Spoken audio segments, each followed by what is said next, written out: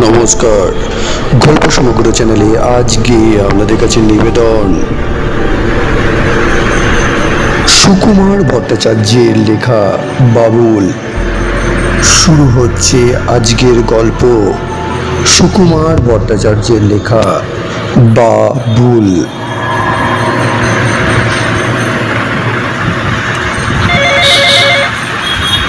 টেলিফোনের বোতাম কটা টেপার পরে পরে অপর প্রান্ত থেকে ডাক্তার ব্যানার্জির গলা পেলেন।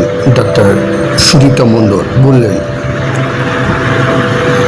হ্যালো ব্যানার্জিদা, আমি সুদীপ্তা বলছি। ভালো কোনো ড্রাইভারের সন্ধান আছে? আমার গাড়িটা ড্রাইভ করার জন্য। আমার যে মহাপুরুষটি ছিলেন তাকে দূর করে দিয়েছে। কেন?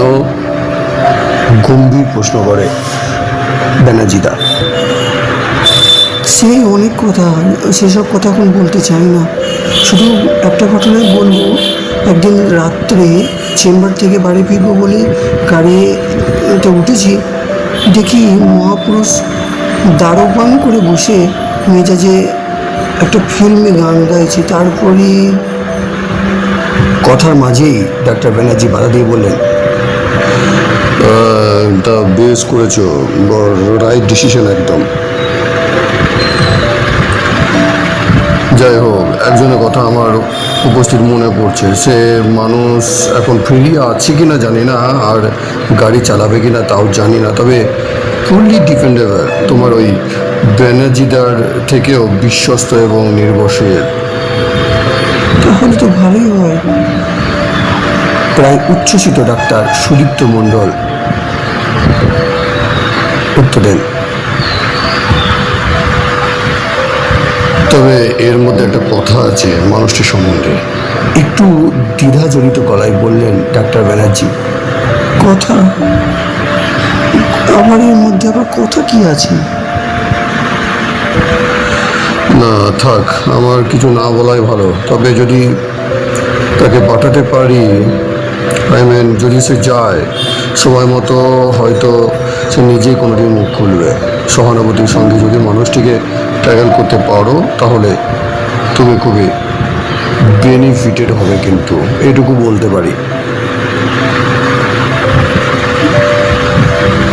তাহলে আপনি তাকে নিজের কাছে রাখেননি কেন? কি করে রাখবো? তুমি কি মনে করো ইচ্ছা করলেই কেউ কাউকে নিজের কাছে ধরে রাখতে পারে? আমার কাছে একসময় সে ছিল, আমার মেজাজ তাকে আমার কাছে থাকতে দেয়নি। তুমি ডাক্তার হলে হবে কি, মায়ের জাত, তোমাদের চারিত্রিক গুণাগুণ আমাদের নেই। দেখো, যদি রাখতে পারো, অ্যাভেলেবল হলে 2-1 দিনের মধ্যেই তোমাকে চেম্বারে পাঠিয়ে দেব। 4-5 দিন পর রাত্রের শেষ রোগীটি দেখে ডাক্তার সুদীপ্ত মণ্ডল চেম্বার থেকে বেরোতে যাবেন, এমন সময় একটি মানুষ এসে দাঁড়ালো তার সামনে। একটু চড়া গলায় বললে, আমি জানকী রাম ঘোষ, যাতে গোয়ালা, পেশা গাড়ি চালানো, মানে ড্রাইভার। অবশ্য জানা চেনা মানুষ কখনো কখনো বলে ছেলে মারা জানকী। ডাক্তার বুদ্ধদেব ব্যানার্জি আমাকে আপনার কাছে পাঠিয়েছেন। আপনার নাকি একটা ড্রাইভারের দরকার এখনই।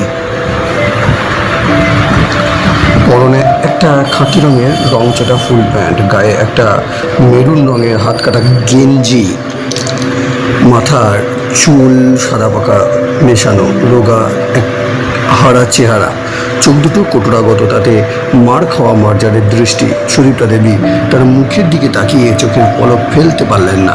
মানুষটির কথা বলার ধরনও কেমন যেন অদ্ভুত। কেউ যে এমন করে নিজে পরিচয় দিতে পারে সেটা তার ধারণার বাইরে। আবার নিজের চেহারে ফিরে গিয়ে সামনের চেয়ারটা দেখিয়ে বললেন, বসুন। সঙ্গে সঙ্গে মাথা নেড়ে জানকী জবাব দিল, না, সেটা সমীচীন হবে না। বরং আপনার কাছে সেটা নিন্দনীয় এবং গৌরহিত কর্ম বলে বিবেচিত হবে। আমি দাঁড়িয়েই থাকি, আপনার যা বলবার বলুন। মনে মনে আবার হোঁচট খেলেন সবিতা দেবী। বাপরে, মূর্খের ভাষা কি বিচিত্র মহিমা!